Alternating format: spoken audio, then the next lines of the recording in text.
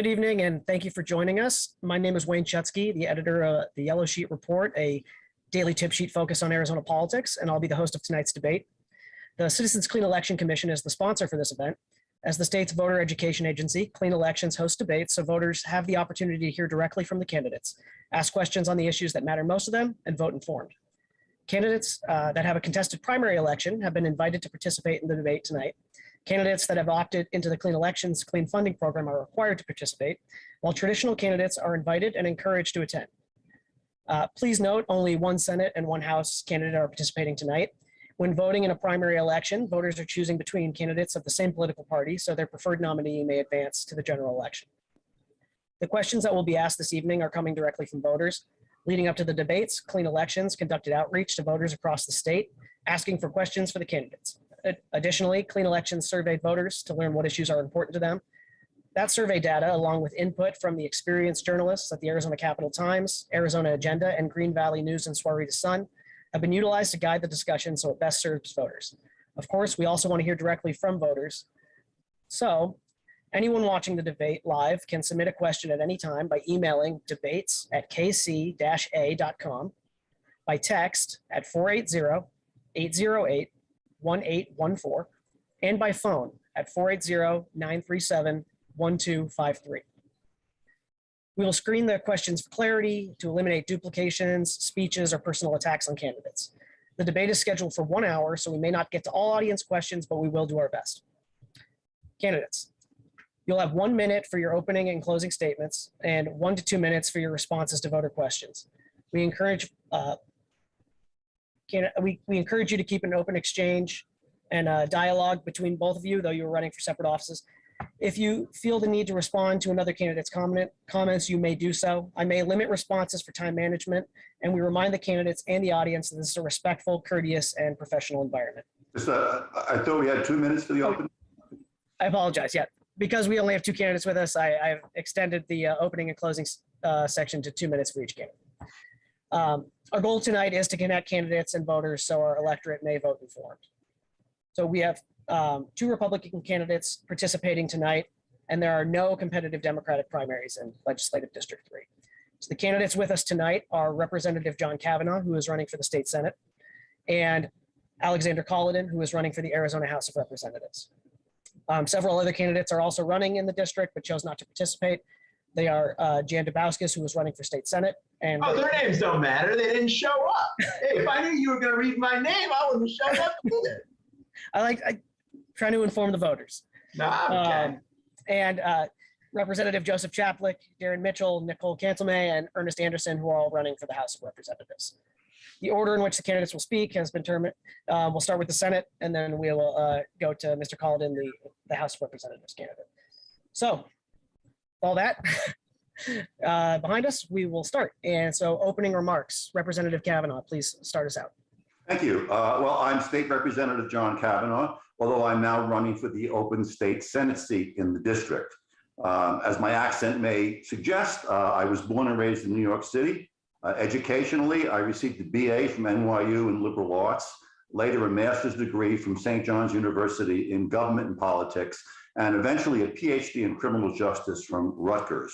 In terms of jobs, right out of college, my first job was police officer. I served 20 years with the Port Authority of New York and New Jersey Police Department, retiring as a detective sergeant.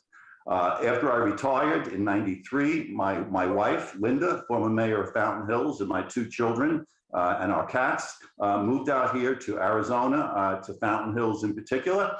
I then had a 20-plus year as a college professor. I recently retired, but I teach part-time. I was the head of the criminal justice program at Scottsdale Community College.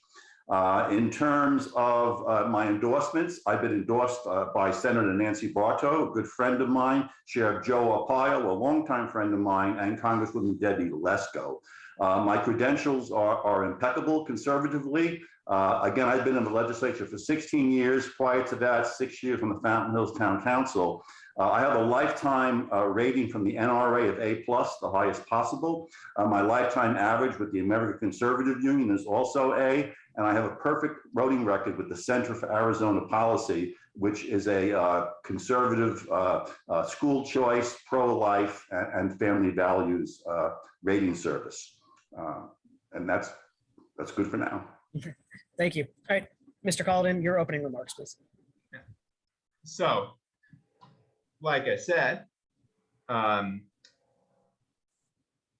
showed up, and I've been one of the few people who shows up to fight for conservatives for the past couple of years, right? We do have some very great members of the state legislature.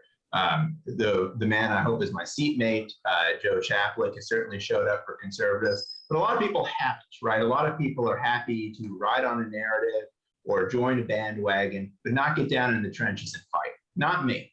I have. I was on the front lines of the legal fight in 2020, working to secure the integrity of our elections. We took Adrian Fontes to the Supreme Court for threatening to run an illegal and unconstitutional election. We whooped his butt. And then we had the distinct honor and privilege of representing President Trump's full slate of Arizona electors in the fight Boyer versus Ducey. That was over certification and also to impound the machines and obtain a full forensic audit. I've also fought on the front trenches of school choice, both as a charter school teacher and as a longtime member of the board of the Arizona School Choice Trust.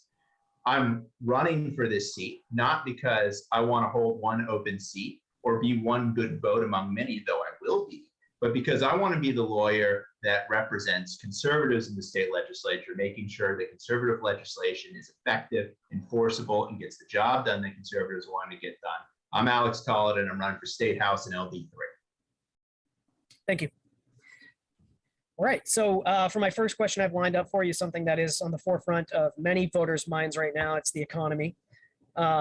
So Governor Ducey won office by pledging to cut the state income taxes to as close to zero as possible.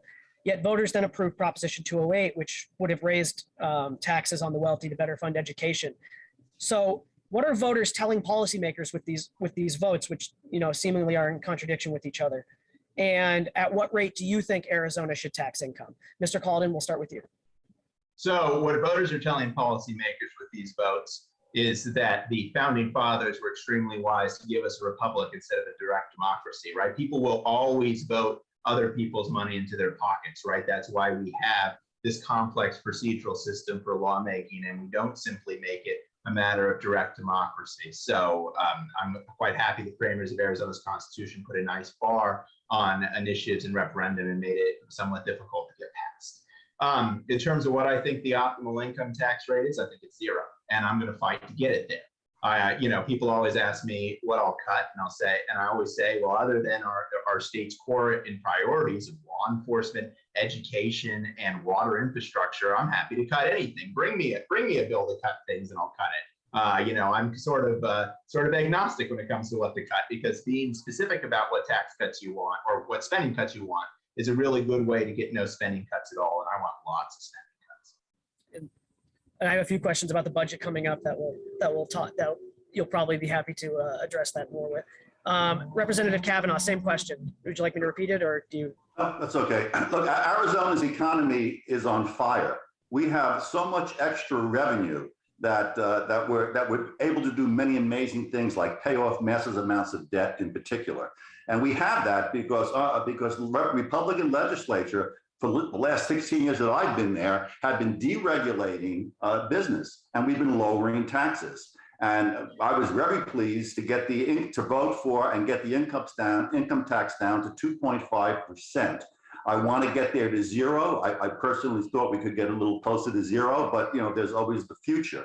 But Arizona almost became a super high tax state with that Prop 208 surcharge, like California and Connecticut and New York. And guess what? People are fleeing those states to states like Arizona because they know that there's prosperity and jobs here. And that's also increasing our state income, which allows us to increase the spending on education.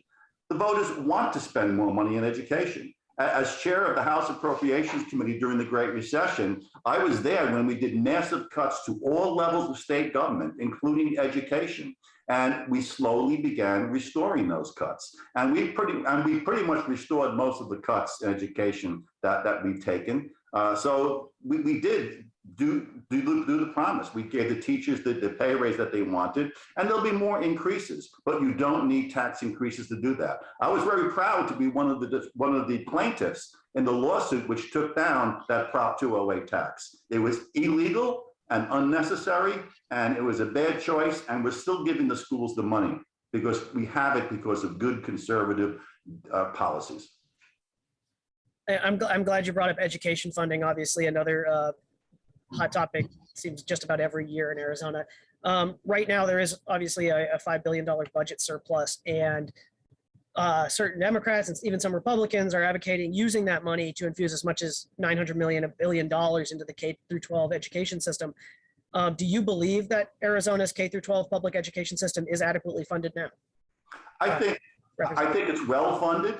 I think there are areas where they can use increases, but I think we're also using the opportunity to do some increases to also demand more accountability. And the greatest thing that we're doing, and I think we're going to bring it home, is to have universal vouchers. School choice is one of the great things that makes education better. Even liberal think tanks that did studies when we first started with charter schools showed that once you have charter schools and parents have choice, there's competition. And the charter schools tend to do really well. And the public schools also raise up because they now have to compete. So, and we're going to go competition beyond charter schools. We've got homeschooling. We let students choose their own public districts. And now we're going to let students not only choose charters, but choose whatever school they want because parents and children know the best. And that's going to also increase education. So we adequately fund education. There's a lot of STEM funding and specialty areas that probably need some more equipment and what have you. We gave the teachers the pay raise. So we're on a good path. I mean, obviously education cost increases, new technologies come in, but overall we've done a really good job, I think. And you'll never satisfy some people, and they also don't want accountability, our critics. But we're gonna give choice, we're gonna give accountability, and we're gonna give kids good education. Because our kids don't score on the bottom nationally. They do a pretty good job too. So let's not knock our teachers claiming that our kids aren't performing well, because they are performing well. Okay. And Mr. Calden, same question. What's your opinion on how Arizona funds K through 12 education? Well, look, my wife teaches at one of the 50 top ranked public schools in the entire country, Basis Scottsdale. It's a public charter school, and they managed to achieve that ranking with less funding than district schools get. So can you deliver an exceptional education on the amount of money that we are funding into schools? You absolutely can if you use it efficiently. And I think what Arizonans really want to do is they really want to give teachers a pay raise, right? And the voters have said this loud and clear, and the legislature has said this loud and clear. The problem is each time the state legislature takes a stack of money and tries to hand it to teachers, it's like the teacher is living with, a crack addict, and the crack addict takes the money and steals it and uses it on crack. Those would be the administrators of our districts, or at least a lot of our districts, and a lot of our school board and the educational establishment, and all of the worthless or useless or limited utility administrators. Basis is very lean. They have very little administration. And that's how they deliver that value. But when you have, your second vice chair of diversity studies, who you're paying $80,000 a year, or you have a superintendent of public instruction who you're paying $300,000 a year to, taxpayers start to wonder, is our money really going into the classroom to pay teachers what they deserve? And it isn't. So what we need to do to make sure that voters get what they want the educational system, which is adequate funding into the classroom, is not just throw more money at the crack addict. We need to have better accountability for how that money is spent and make sure that it's going to teachers and it's not going to administrators. It's not going to superfluous programs that don't increase the quality of education, but is actually going to fundamental academic subjects, teachers in the classroom. And Representative Kavanaugh touched on my follow-up to this, which was the legislature is currently entertaining a bill for a ESA expansion to expand, expand the voucher. So what are your views on further expanding the ESA program to all students? So one, I think the ESA expansion bill definitely a step in the right direction, totally. My goal is true backpack funding, right? Because funding should follow parents and students. It should not fund it should not fund unions and systems, okay? And if you got true backpack funding, you have perfect accountability because in that case, the family is absolutely free to choose to send their kid to a school that works for them, or maybe a lot of people during the pandemic, they discovered homeschooling or neighborhood schooling pods. They're free to use that money for that, or to send their kid to a private school or whatever they would like to do so that they get that quality education for their child. I mean, I know it meant a lot for me, because when I was growing up, I had some learning disabilities. And the only reason I ended up being able to go to college and one of the best law schools in the country was because my mom found a school that worked for me, and she drove me down every day in the days before the 101 was built on surface roads from North Scottsdale to this school to make sure I got the education that was right. And that school happened to be a private school for me, and my family had the resources to do that. And because of that, I didn't have a wasted life, or maybe according to the left, maybe according to the yellow sheet, I have, but I've had a great career because I had that opportunity. And we have to make sure that if the state is going to fund public instruction, that it funds it in such a way that every Arizona student has the same opportunity that I have, so that we can have the greatest possible future for this state. And equality, not of results, because people are fundamentally unequal, but equality of opportunity for every Arizonan, so every Arizonan can achieve what they and their family view as the good life. Thank you. Another debate, obviously, going on currently at the legislature is passing a budget. Given that there is the $5 billion surplus, how would you like to see that money used or not used, for that matter? Representative Kavanaugh, I'll start with you. Yeah, well, some of the big initiatives that we're using is we want to put over $1 billion into pension debt payoff. The pensions were ridiculously underfunded over the years, and most of them are in deep problem. And I'm talking about the state government liability and pension system. So we expect to put over $1 billion into that. We're also going to be allocating over 3 years about $1 billion for water problems. We do have an extreme water shortage here, although a lot of us are holding back a little bit because we're concerned about the accountability, who's going to make the decisions. The current plan really has the legislature out of it. It has a board that's dominated by rural interests, unappointed, which is not going to fly. We want to, have a close look on what they're doing. So we'll probably give that to an existing agency. We're going to be catching up on transportation infrastructure. We've had a lot of roads that need major work. I-10 widening is big. So I think you'll see $1 billion going into transportation infrastructure. I'm very pleased to state that we plan to spend over $500 million on border security, a big chunk of that for a wall, because the invasion on the southern border is getting worse and worse. And I see no relief coming, quite frankly, until we get a Republican back in the White House that will adequately close the border and enforce immigration law inside the country too. Because it's illegal to employ illegal aliens. We should be enforcing that, take the jobs away, and they also go away. Again, we will be putting probably $500 million, $600-700 million into K-12 education. We're going to be doing $330 million, hopefully in property tax relief. We want to get rid of the equalization property tax. We're going to eliminate that. That goes to schools, and we'll fund them so people won't pay that tax anymore, which was an unfair, ridiculous tax to begin with. We want to put probably about $400 million into the rainy day fund, and we want to have an ending cash balance of about $1 billion. And the reason why we want to have that much, the billion carry forward and the rainy day fund up to a full 10% of the budget, is we are fearful that there will be a recession coming. The Biden administration, by its ridiculous fiscal policies, its ridiculous energy policies, by its printing money, we're heading for a recession. And we would rather have that money aside so when the recession comes, we have the revenue, as opposed to having to go through the massive cuts that I experienced when I was in the appropriations chair back in 07 and 08. So anyway, that's a lot of billions. Yep. And then I'd like to toss it over to you, Mr. Colleton. If you were in the legislature now, where would your priorities be with that money? Well, look, I mean, Representative Kavanaugh, he has identified a few worthy priorities, right? He's talked about some water, some money that's necessary for water infrastructure and border work.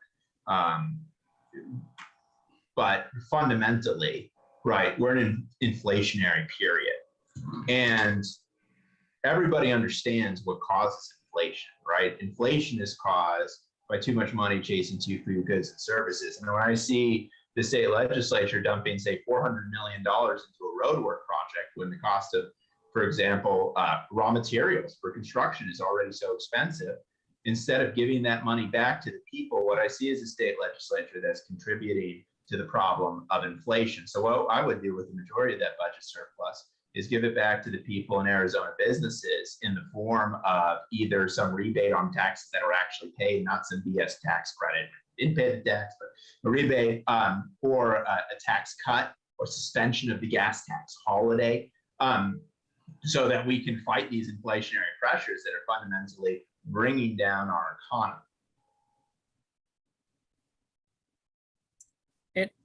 What about something like a temporary suspension of the gas tax? Would you? No, I just said that. Yeah. Oh, sorry. Yeah, sorry. I cut out for a second. That's something that needs to be done. And the other thing that needs to be done on terms of gas prices, I've been talking to a lot of friends in the energy industry. I go, well, is there anything the state government can do to bring down inflation? Everybody knows it's Joe Biden's fault. The guy's a moron, right? I mean, and the Federal Reserve has been printing money like it's toilet paper. But just because it's somebody else's fault doesn't mean it's not the state legislature's responsibility to do something about it, right? Voters rely on us to be the counterbalance to the federal government, especially it's run by equal people. So what the state legislature should do about gas prices is start working with the Texas legislature, right? And investigating the possibility, because Arizona right now only has one pipeline for the delivery of refined gasoline, right? And that's always been a problem. That's why we've always had kind of higher gas prices in a lot of conservative states, is because of this one pipeline restricting the supply into the state. And I would like to investigate bringing us a second pipeline, which some folks in the energy industry I've talked to are very smart, think could really have a major positive impact on fuel prices. That's what the state legislature can do, something concrete. Yeah. Representative Kavanaugh, what's your position on potentially suspending the gas tax to provide some relief to Arizonans? That's an option, and we spoke about it, but I guess the general feeling was that we suspended the gas tax, we take off whatever, 5-10 cents, and nobody notices it because gas is heading for over $6. And then the gas stations just raised the price anyway because we gave them more room to raise the price. So I'm not sure, if it would really have much of an impact based on the ridiculous price that gas is going to. I think better ways you can do that is to get rid of some of these like methanol summer mandates that throw extra cost onto the price of gas. That's another thing you could probably do.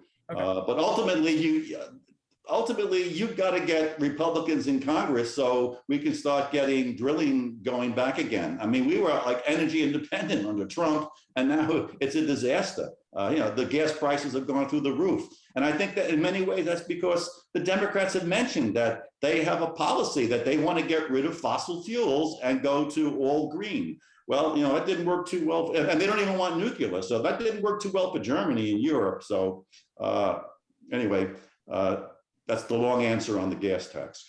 Thank you. You've both touched on water as being one of the core responsibilities for the legislature. And as you both mentioned, the Governor Doug Ducey has pitched this $1 billion investment over 3 years, and the legislature is currently kind of working with him back and forth, trying to come up with a plan that can pass. How would you like to see that money spent, either in to conserve the state's water, augment the state's water supply? How would you like to see that money spent? Mr. Colden, we'll start with you on this one. All right. Look, water is the most precious resource in this state. Okay. Without water, there's no Arizona. But that doesn't mean that water is somehow immune to the laws of economics, right? We have a water shortage because we have a socialist system for pricing water. And so what we end up doing is we end up using a very sizable portion of this state's water supply and providing it to large multinational agribusiness firms with a taxpayer subsidy on the price of that water. And then we wonder why there's a water shortage. And so we grasp for solutions that seem somewhat ambitious, right? In terms of maybe we set up desalination plants in Baja California.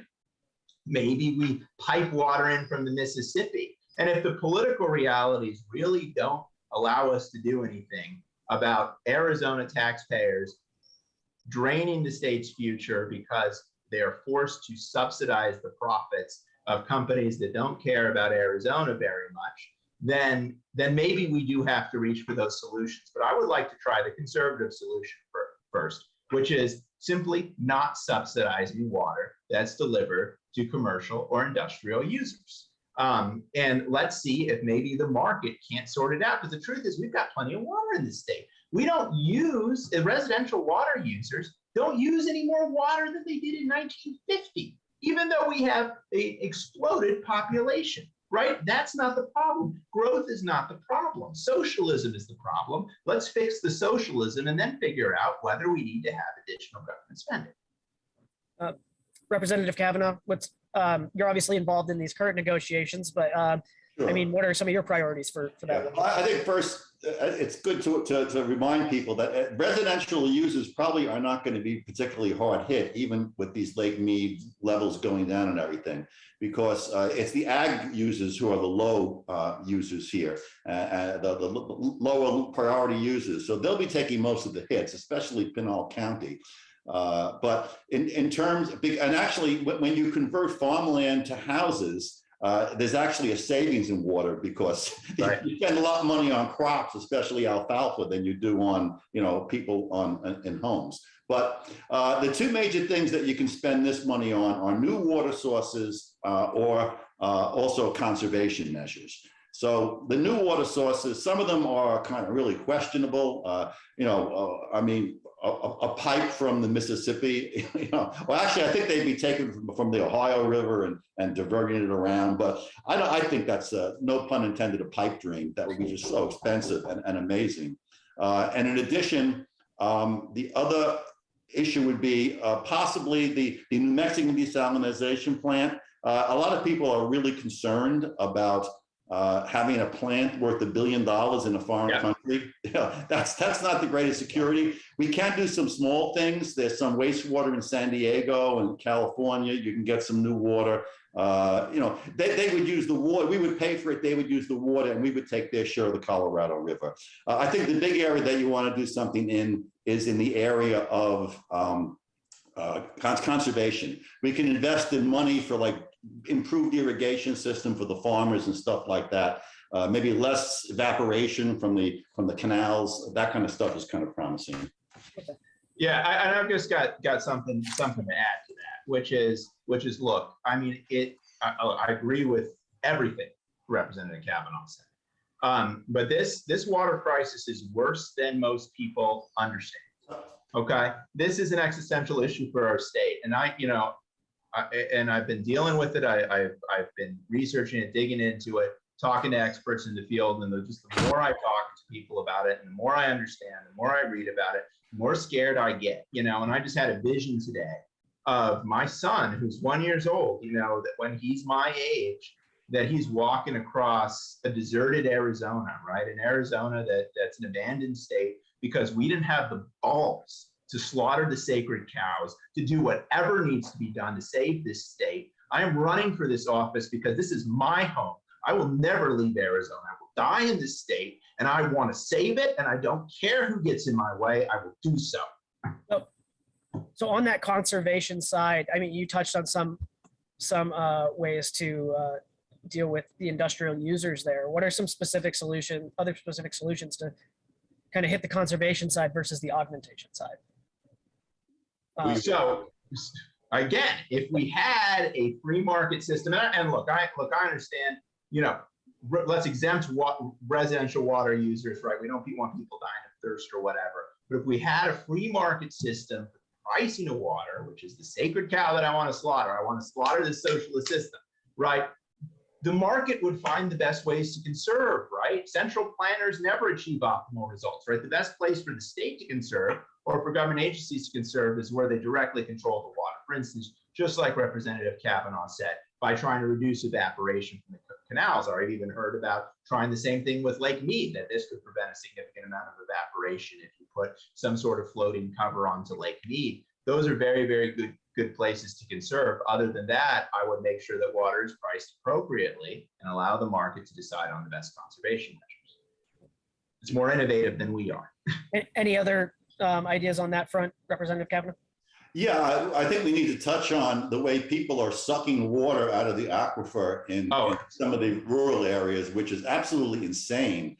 I really didn't like giving them money for more pumps so they could suck more water out of the aquifer in areas where they were losing Colorado River water. I think these farms have to learn to live with less water. Conservation is one way they do that. And maybe we shouldn't be growing high water use crops like alfalfa and cotton and pistachios, in Arizona. Amen. Obviously, he doesn't like pistachios, so that's good. No, I love pistachios. I love watermelon. But, look, there are certain parts of the country where certain crops work well. I mean, people grow potatoes in Idaho because the climate and the soil are perfect. And, some crops don't do too well in the desert. Some do great. I mean, down in Yuma, lettuce and tomatoes and everything, and that is amazingly productive. But in places where the aquifers are sucking down and you have fishes developing, we can't get reasonable controls like we have in big areas with our management districts in these other areas. We're trying to get rural management areas and they just refuse, because if you control the water they take from the aquifer, because that's all they really have, then their development stops and they think they're going to die economically, and they won't die economically, they just won't expand. But people like to expand. So that's the problem. But eventually a fissure is going to open up and shut down the I-10 between Phoenix and Tucson. And then maybe we'll do something about water restrictions in these areas. Yeah, you know what's happening to a lot of rural Arizona, and I know you've got more questions, but let's be honest, nothing's more important. So let's hit it. Look, what's happening to a lot of these rural communities, or even some places in my district, right, is that you have these big corporate users and they come in and everybody's taking their water off a well. This out-of-state corporation, they come in and they have the money to sink down a longer straw, and it's just like No Country for Old Men. They're drinking everyone's milkshake. And unless we do something about that, we're not going to be able to have the communities that we have as strong as they have. We're not going to be able to grow those communities because we gave all of our water to these out-of-state corporations that really don't give a fig about Arizona and probably, cut campaign finance checks to Democrats anyway. So after that. Well, I appreciate your guys' answers on that. I know water is obviously a top issue in Arizona. I'm going to switch gears to another issue that I'm sure both of you are going to get equally as amped about, and that's elections. You've both signaled out election integrity as a key issue for your campaigns. So my first question would just be, do you believe that Arizonans can trust that the state's elections are secure and fair? And if not, what specifically causes you concerns? And what can you do to solve those issues? So Representative Kavanaugh, we'll start with you. Yeah, I think one of the weakest areas that we have are the early ballots, because so many are sent out. For years, they just kept being sent out even after people died or moved away, and there were very little controls over them. And that's something which we've tried to address in the legislature. We passed multiple bills to get people off the early ballot list who are gone. We had one bill where if you don't vote in two major elections, we send you a letter and saying, do you still have a pulse? Are you still there? And if you don't, you're taken off the list. We have bills that take you off the list when motor vehicles get notified that you've moved. When the death records people say you're dead. So we've done a lot of things there. I think the ballot harvesting is a big problem. organized groups, probably gathering ballots. Who knows if they're paying people, pressuring people, watching people fill out ballots for them. So we've done some legislation on ballot harvesting. We're trying to limit it. We're trying to limit the drop boxes, which are an easy receptacle for the ballot harvesters to utilize and drop off the ballots.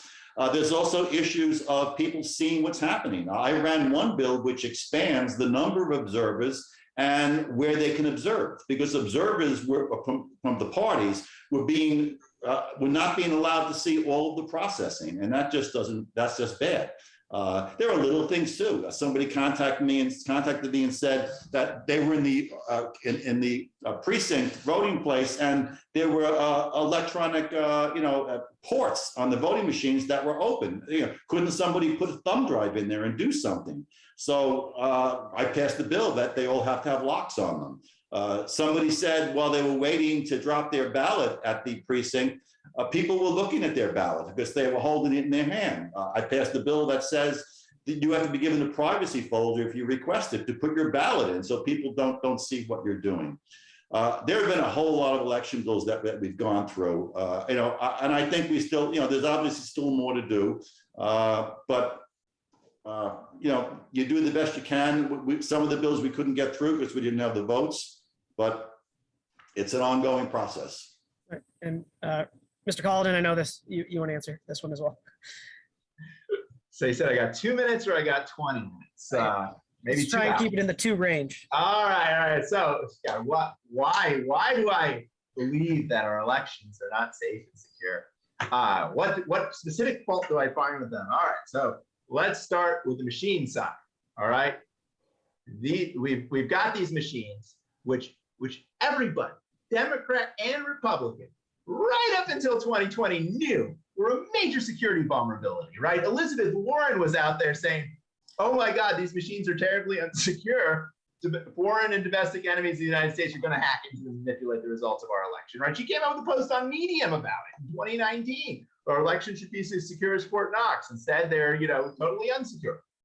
All right, so we got to get rid of these effing machines, okay? Because they're too easy to manipulate. Anybody with in-person access can manipulate the voting totals on them. Anyone, they can be connected to the internet, and it's just a matter of getting in the right devices into the room. It's incredibly dangerous. And in fact, there's something that Elizabeth Warren also pointed to in 2019. Yeah, they just need to go. How about on the early voting side? Well, Arizona system of early voting is everything the framers of the Arizona Constitution didn't want to happen, which is why, in my opinion, they put in a constitutional provision that doesn't allow for no excuses mail-in voting. What they were worried about, right, was, again, remember, we've got a progressive era constitution. Progressive back then used to mean that you were skeptical of large corporations. Now, of course, it means you work hand in hand with large corporations to suppress conservative speech, whatever. Anyway, back then the progressives were worried about corporations. They were worried about labor unions. They were worried about political machines. So they said, hey, we got to have the secret ballot, the Australian ballot. What that meant back then was you had to vote in person under the supervision of an election official. Why? To make sure that nobody was looking over your shoulder, not a union boss, not somebody who worked for a political machine to scare you or threaten you or whatever, like what happens nowadays, where you have these ballot harvesters going into nursing homes to try to put pressure on our most vulnerable voters. You can't have that. So they had the system. We need to go back to a system of in-person voting, renew and re-embrace what the Arizona Constitution and the framers of the Arizona Constitution require in their wisdom. Understand that there are people who are old, or they're sick, or they have religious beliefs that prevent them from getting to the polls on election day or whatever. For those people, we need to have something similar to our pre-1991 system, except this time with an elections official, elections observers actually hand delivering their ballot to them, waiting while they fill it out, making sure nobody's looking over their shoulder, nobody can see how they're voting, then taking the ballot back to preserve a perfect chain of custody for that voter and to protect Arizona's most vulnerable voters and make sure they can exercise their free choice in voting. We do all that, and we'll be a little bit closer to having a safe and secure election system. Guess what? If you're not old, sick, or have some sort of incredible reason why you need to be out of your precinct on election day, which, by the way, we need to go back to precinct voting, and get your ass to the polls. Get your ass to the polls. It's your duty as a citizen. And if you don't care enough about doing your duty as a citizen to actually go to the polls and cast a vote, guess what? I don't want you voting. I don't want you voting in our election. If it means that little to you, don't vote. What would be your response? You know, it's considering the number of people that currently utilize the mail-in voting system in Arizona. What would be your response to folks who say, you know, it's convenient, this is how I do it? And in the case that you're working on, the Mojave County judge had ruled that it is constitutional. Right. So what are my response to voters who think it's convenient? I guess I got convenient. I utilize, you know, they utilize it. They obviously feel comfortable with it considering the numbers at which people are utilizing it currently. Right. So I think a lot of this is a lack of information. I'll tell you something. Back before I started doing election law in 2014, I was on the Pebble list. My very first election law case, we found out that Santa Cruz County was printing early voting results before election day because it was a public records case about whether the metadata on the tabulator was public record. Our clients got it. They were a bipartisan group of people, and they discovered that that's what was happening. Okay, so right from there, I go, because I was always somebody who was like, I think early voting is super convenient. I think it's great. Like, I don't get these people who talk about wanting to do away with it. And that was my first inkling, something's wrong. So my client said something to me after that case was over. He goes, all right, Alex, you think early voting is so great, you know, and you're still a little on the fence about it after this case. Do me a favor, just as an experiment, try to take yourself off the Pebble list and see if they let you do it. And so I go, okay, I'll do that. And it took me like 2 years to get off the frickin' Pebble list, as I remember. It took me a long time to get off the Pebble list, right? And then I sort of finally realized, God, this is a really insecure system. So when you ask voters in a poll, right, you know, do you like early voting? Yeah, everybody says yes. When you ask voters in a poll, what's more important to you, convenience in voting or security in voting? They say security in voting, right? And so the fact that most voters you still like early voting a whole lot is really more of a sign that we haven't been doing our job well enough, although we've certainly been doing a better job in the past 2 years of educating them about the real dangers of this system. And I think if we could just spread that message, we'll get more and more support for a system of going back to something very similar to what we had and which worked so well for our state right up until 1991. And then I want that follow-up I want to direct to you, Representative Kavanaugh, as well. Just on mail-in voting, there's been a lot of discussion back and forth on whether we should do away with it, the no excuse mail-in voting. What's your position on that? And considering, you know, a vast majority of Arizonans currently use mail-in voting. Sure. The bills to do that didn't advance because, quite frankly, there are not the votes there to do that. There are not close. I mean, every Democrat opposes it, and a large number of Republicans also oppose it. And we have one vote margins in both chambers. So those bills never would have advanced. The focus has been to try to make them more secure.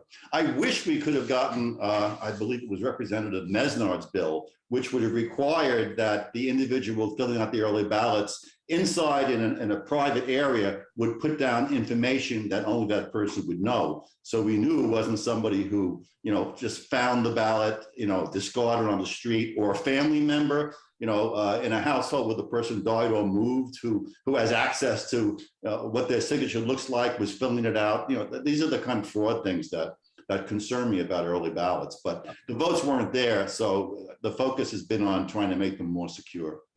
Yeah, I mean, exactly what the framers were worried about. In fact, we discovered that it was happening during the AG's investigation into the Yuma ballot harvesting ring, right? You've got this ballot harvesting ring run by a high-level Democratic official with the apparent aid and benefit of large Democrat NGOs. You have in one election in one small town at least 50 ballots that appear to have been paid for and manipulated. And you've got vote buying, you've got pressure, you've got people worried about political retaliation. This is literally what the framers of the Arizona Constitution were worried about with respect to this cockamamie early voting system. We may not have the votes right now. Guess what? It's going to be a wave year for Republicans. We're going to get the votes, and we are going to overhaul the election system. It's time to stop nibbling around the edges. We have to fundamentally reform the system of elections, or we're not going to have a country. And that was my follow-up for you, Representative Kavanaugh. You didn't have the votes this year, but Republicans are expected to increase their majority in this upcoming election. So, I mean, if expect this bill to come up next year, would you support the votes? The votes weren't even close. It's just not going to happen. We'll see about that. All right. I used to be a Scottsdale reporter, so I know some of the more local issues there. And I wanted to bring up another question that also came in from voters. Scottsdale made the news last year when some residents vocally opposed housing refugees in a local hotel. So refugees from around the world have settled in Arizona, and some members of the Republican Party, including the governor, Speaker Bowers, welcomed them with open arms. Do you believe that Arizona should continue to accept refugee and asylum seeker resettlements? And if you don't, what do you think what if anything can the state government do about it?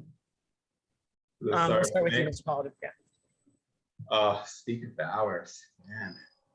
Yeah, I'm just so excited for that guy to go bye-bye and lose his primary for the Senate. It's great. We're gonna get rid of that. Anyway, so I actually represented a resident of Scottsdale in that case as amicus, right? Because we thought that the perspectives of the resident of Scottsdale weren't being heard in the bankruptcy court case. We wanted to inject that perspective. First and foremost among that perspective was the fact that the federal government was coming in to Scottsdale and violating city of Scottsdale zoning laws, right? Which did not allow an immigrant detention facility on Scottsdale Road. And here's what the state legislature could do, because the city of Scottsdale, they didn't have the, whats to actually go sue Joe Biden over the fact that they were violating city of Scottsdale zoning law. They go, oh, well, federal law, whatever. No, federal law, fuck yes, okay? Zoning law is a state power, right? And the state has delegated that power to municipalities, right? And the federal government has no authority to override those zoning laws. And the city of Scottsdale should have sued over it and sought an injunction for the violation of city of Scottsdale zoning laws. Here's what we can do in the state legislature is we can write a private right of action. Hey, next time the federal government violates our zoning laws, you should be able, as a private citizen, to file suit against the federal government to seek to enforce those zoning laws, because fundamentally Arizona needs to be respected. The city of Scottsdale and the residents of our district have made a choice that we don't want immigration detention facilities in our neighborhoods, like literally right next to our neighborhoods. And we ought to be able to not have to rely on the government to enforce those laws for us. If it's good enough law to make, it's a good enough law to enforce. And if you're not enforcing against the federal government, then fundamentally you shouldn't be enforcing that against anybody. So you got to take up that sword. And absolutely, we should not be resettling refugees in Arizona like that. We've got to get a handle on what's going wrong with our immigration system before we even think about resettling refugees here. And we've got to do that federally. So. Right. And Representative Kavanaugh, I know you were vocal when that was happening as well. Would you like to answer the question? Sure. Let me say, America, Arizona has been taking in refugees, I guess, for as long as we've been a country. And I don't have a problem taking in refugees when they are regular refugees that go through a regular, proper vetting process. What happened at the Scottsdale Hotel was based upon the Afghani refugees. And that was an entirely different situation. I mean, President Biden totally blew it in Afghanistan, right? I mean, by just prematurely pulling out. There was no security. The embassy and the airport was swamped. The military base was swamped. I think every American believes that Afghani citizens who were employed by our military, who were helping our soldiers, sometimes going out and as scouts and fighting with them, should be here, should be protected, and should be taken care of. And some of them got on that plane with their families. But a lot of people who weren't in that category, some of whom might very well be terrorists, will also rush through the gate in the chaos and got on those planes. And that was the concern. And they suddenly dropped them in the middle of the night in Scottsdale. Right, at the same hotel which they did something similar with illegal immigrants coming across the southern border. No advance warning to the school. It was chaotic. It was unplanned, and quite frankly, a lot of people were concerned that some of those refugees were not the good people who helped our country, but either were not in that category or even worse. And it was a real communication snafu, quite frankly. So what, if anything, can the legislature do to help to combat that, to Well, yeah. stop that? I was involved in the big fight on SB 1070. I helped write SB 1070, and we were very limited in what we could do about illegal immigration. In fact, the only real strong area that we could deal with was Arizona police stopping and questioning people, and also we had certain powers through employer sanctions. But the federal government preempts you a lot when you do that. I guess the zoning thing you probably could do. I think there should have been an increased local police presence or state police presence to help secure, give confidence to the neighbors who saw some of these people wandering around the neighborhood. I don't think they even briefed the refugees on proper behaviors about private property and what have you. There were cultural problems there too. But we're limited. I guess ultimately what we need to do is elect a Republican president who won't have debacles like the Afghan evacuation and then relocations that aren't properly well thought out and vetted. All right, and I'm going to move to.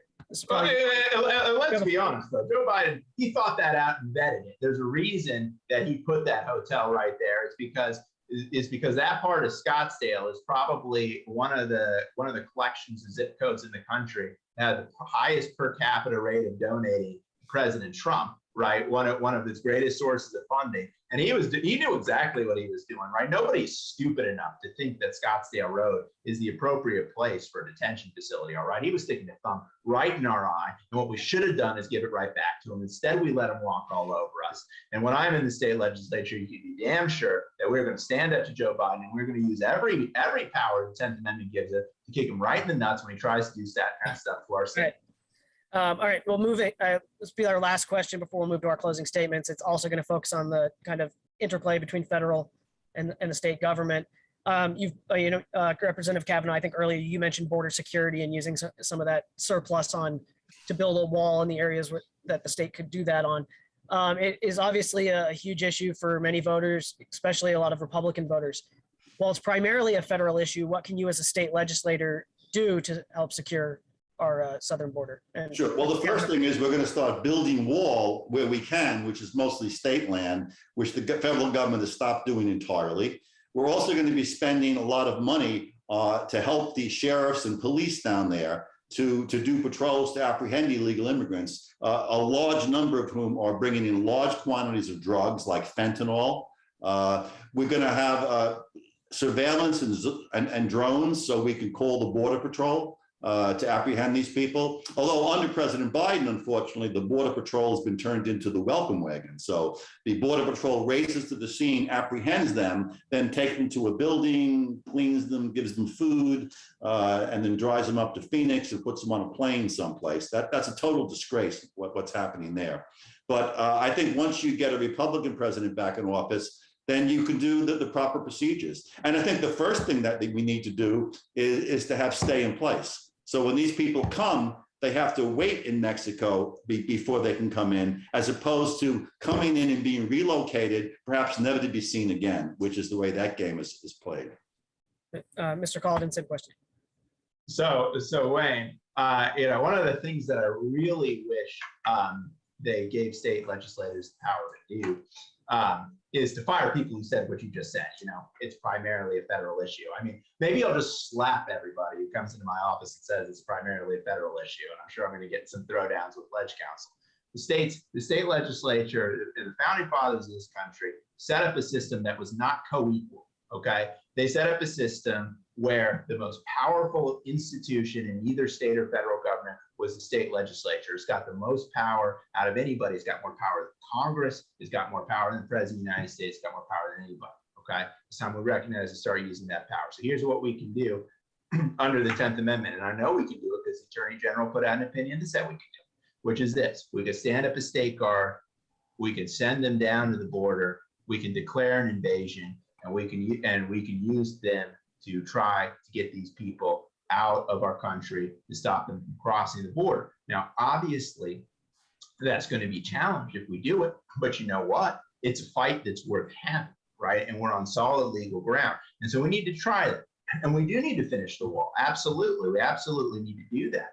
Here's the thing that we need to take account of, right? That you have these Indian tribes on the border. They are sovereign nations, right? And they don't want to wall on those nations. So I say that's fine. One international border is good as another. If it just goes up like this because there's a tribe, then let's build a wall on their northern border. We could build a wall on the border with 2 sovereign nations, 3 sovereign nations, whatever we have to do to get that finished, because fundamentally we have to protect the people of the state, right? We have to protect the people of the state. It's not just people who are coming across the border in search of a better life. It's not just people who are coming across the border even who are economic migrants.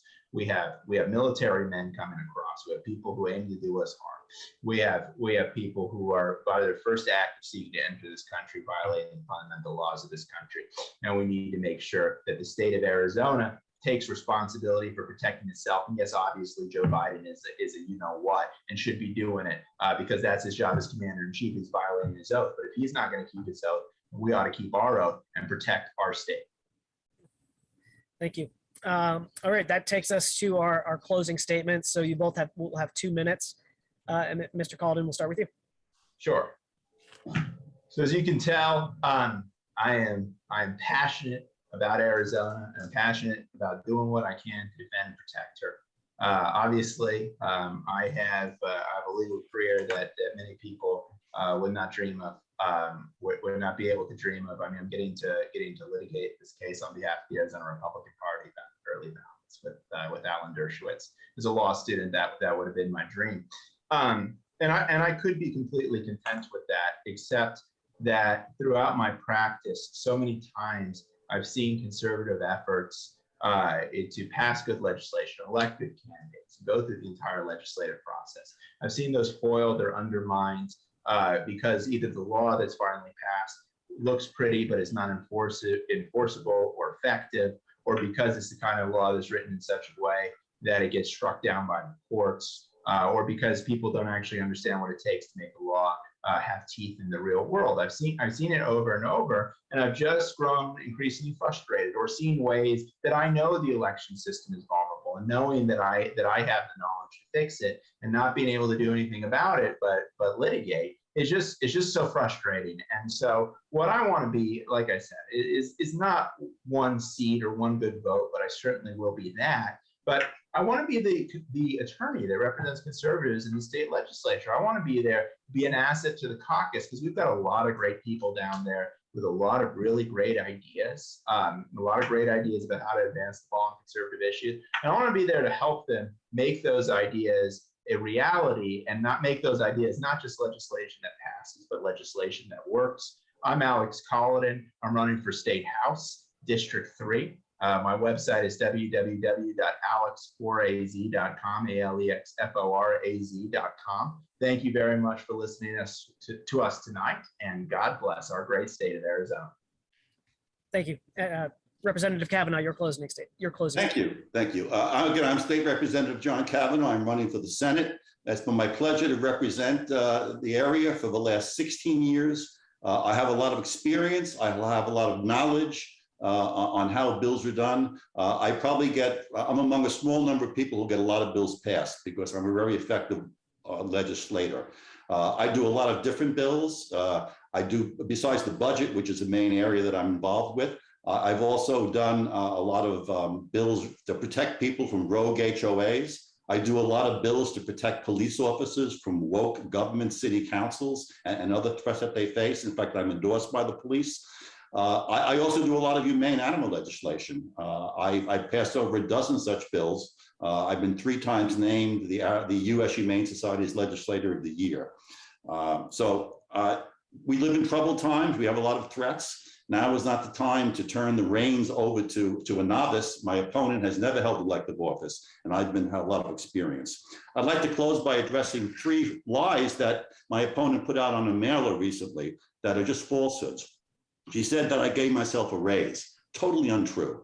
No legislator has gotten a raise in over 20 years. The only additional monies recently came to some rural legislators who got an increase in their living subsistence because they have to live in Phoenix 5-6 months out of the year. I'm not a rural legislator. I did not get any kind of any increase at all. She said I slipped into the budget a pet project of my wife's. My wife has no pet projects. She didn't ask me for anything. She's the former mayor of Fountain Hills, but her activity now is with Fearless Kitty Cat Rescue on their board. There's nothing in the budget for them. There was no such ask at all. So that just was a lie. She then said that I gave a pay raise to the Maricopa County supervisors, who are quite frankly not beloved in Republican circles nowadays. That also was not true. As head of the government, as chair of the government committee, I ran a bill to give pay raises to all of the elected county officers, supervisors, county attorneys, treasurers, and recorders, right? Because they haven't had a pay raise in 20 years. They couldn't get people in rural areas to be county attorneys. The salary was like $80,000 a year. We ran that bill, but that bill does not give a pay raise to anybody who's currently serving in those positions. It is prospective after the next election. So it was certainly bending to the truth to the point which I think it was a lie to say that I gave the current supervisors a pay raise. Not one of them will get a dime right now, and they would have to be reelected and stand before the people. But it was for all the elected officials. So in any event. Well, we're addressing lies, by the way. My opponent is I'm sorry, Wayne. We got to address this. My opponent has apparently said I don't live in the district. So let me show you. Here's my messy living room. Let me go outside. There's Fountain Hills over there. Since we're clearing that up. So just wanted to do that. Okay, we cleared that up. Mr. Kavanaugh, want to wrap up your closing statement there? Oh, no, just basically saying that I spent my whole life advancing conservative politics. When I was 15, I got the conservative bug. I was an activist in high school with the Young Americans for Freedom and the Young Republicans. At NYU during the tumultuous 60s, I fought the SDS as a young Republican and a member of Young Americans for Freedom. Even as a police officer, I was still interested in public policy, and I was on the town council in the small town that I lived in, not where I policed and everything. When I moved to Fountain Hills, I got on the town council for 6 years, and I've been in the legislature for 16 years. I'm passionate about public policy. I am very effective because I have a lot of background knowledge and experience, and I hope that looking at my record, A+ NRA, lifetime A rating, American Conservative Union, perfect Center for Arizona policy, pro-life, pro-family, pro-choice, educational choice, not pro-choice, educational choice. You'd never be elected in our I know. Yeah. I know. Anyway, I hope that you keep that into account and allow me to continue the good fight for conservative republicanism. Yeah. Well, thank you both of you for participating. That concludes our debate. Once again, we thank our candidates for joining this forum. To the voters, we thank all of you who took the time to watch the debate and inform yourselves before the August 2nd primary election. As a reminder, the voter registration deadline is July 5th, and early voting begins July 6th. All registered voters, including independent voters, can participate in the primary. We encourage you to visit azcleanelections.gov for official, accurate voting information. Hey, Alex, since you live right across the border, shop Fountain Hills. I love Fountain Hills. In fact, one of my favorite breweries is there. Bonehouse? All right. Well, thank you again to both of you, and It's a commercial. have a good evening. Okay.